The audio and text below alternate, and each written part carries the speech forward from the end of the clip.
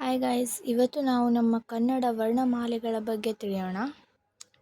ಮೊದಲಿಗೆ ಸ್ವರಗಳು ಅ, ಆ, ಇ, ಈ, ಉ, ಊ, ರು, ಎ, ಏ, ಐ, ಓ, ಓ, ಔ.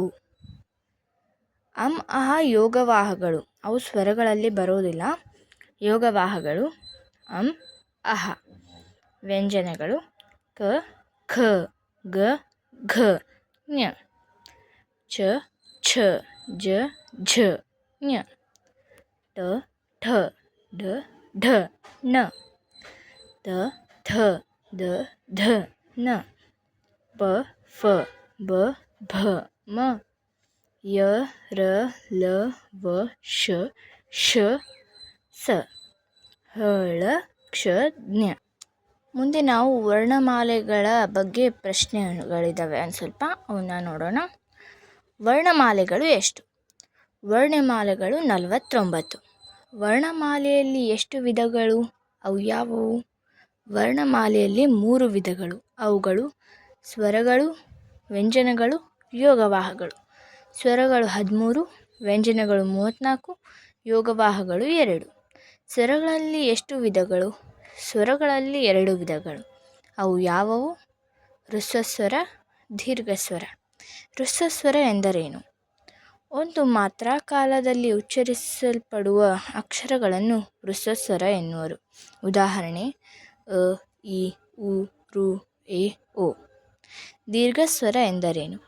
2 ಮಾತ್ರಾ ಕಾಲದಲ್ಲಿ ಉಚ್ಚರಿಸಲ್ಪಡುವ ಅಕ್ಷರಗಳನ್ನು ದೀರ್ಘಸ್ವರ ಎನ್ನುವರು. ಉದಾಹರಣೆ ಆ, ಈ, ಊ, ಏ, ಐ, ಓ, ಔ. ಸ್ವರಗಳು ಎಂದರೇನು? ಸ್ವತಂತ್ರವಾಗಿ ಉಚ್ಚರಿಸಲ್ಪಡುವ ಅಕ್ಷರಗಳನ್ನು ಸ್ವರಗಳು ಎನ್ನುವರು. ಉದಾಹರಣೆ ಅ, ಆ, ಇ, ಈ, ಉ, ಊ, ರು, ಎ, ಏ, ಐ, ಓ, ಓ, ಔ. ವ್ಯಂಜನಗಳು ಎಂದರೇನು? ಸ್ವರಗಳ ಸಹಾಯದಿಂದ ಉಚ್ಚರಿಸಲಾಗುವ ಅಕ್ಷರಗಳನ್ನು ವ್ಯಂಜನಗಳು ಎನ್ನುವರು. ಯೋಗವಾಹಗಳು ಎಂದರೇನು? ಯೋಗ ಎಂದರೆ ಕೂಡು, ವಾಹ ಎಂದರೆ ಹೋಗು ಎಂದರ್ಥ. ಯೋಗವಾಹ ಎಂದರೆ ಕೂಡಿ ಹೋಗುವ ಎಂದರ್ಥ. ಉದಾಹರಣೆ ಅಂ ಅಹ. ವ್ಯಂಜನಗಳಲ್ಲಿ ಎಷ್ಟು ವಿಧಗಳು? ಅವು ಯಾವುವು? ವ್ಯಂಜನಗಳಲ್ಲಿ 2 ವಿಧಗಳು. ಅವುಗಳು ವರ್ಗೀಯ ವ್ಯಂಜನ, ಅವರ್ಗೀಯ ವ್ಯಂಜನ. ವರ್ಗೀಯ ವ್ಯಂಜನ ಎಂದರೇನು? ಇವು ಉತ್ಪತ್ತಿಯಾಗುವ ಸ್ಥಾನಗಳಿಗೆ ಅನುಗುಣವಾಗಿ ವರ್ಗ ಮಾಡುವುದರಿಂದ ಇವುಗಳನ್ನು ವರ್ಗೀಯ ವ್ಯಂಜನಗಳು ಎನ್ನುವರು. ಯೋಗವಾಹದಲ್ಲಿ ಎಷ್ಟು ವಿಧಗಳು? ಅವು ಯಾವುವು? ಯೋಗವಾಹದಲ್ಲಿ 2 ವಿಧಗಳು. ಅವುಗಳು ಅನುಸ್ವಾರ 10, ವಿಸರ್ಗ 20. ವರ್ಗೀಯ ವ್ಯಂಜನಗಳಲ್ಲಿ ಎಷ್ಟು ವಿಧಗಳು? ಅವು ಯಾವುವು? ವರ್ಗೀಯ ವ್ಯಂಜನದಲ್ಲಿ 3 ವಿಧಗಳು. ಅವುಗಳು ಅಲ್ಪ ಪ್ರಾಣಾಕ್ಷರ, ಮಹಾಪ್ರಾಣಾಕ್ಷರ, ಅನುನಾಸಿಕಗಳು. ಅಲ್ಪ ಪ್ರಾಣಾಕ್ಷರ 10, ಮಹಾಪ್ರಾಣಾಕ್ಷರ 10, ಅನುನಾಸಿಕಗಳು 5. ಒಟ್ಟು 25. ಕ ವರ್ಗ, ಚ ವರ್ಗ, ಟ ವರ್ಗ, ತ ವರ್ಗ ಮತ್ತು ಪ ವರ್ಗ. ಇವಾಗ ಕ ವರ್ಗ ನೋಡೋಣ.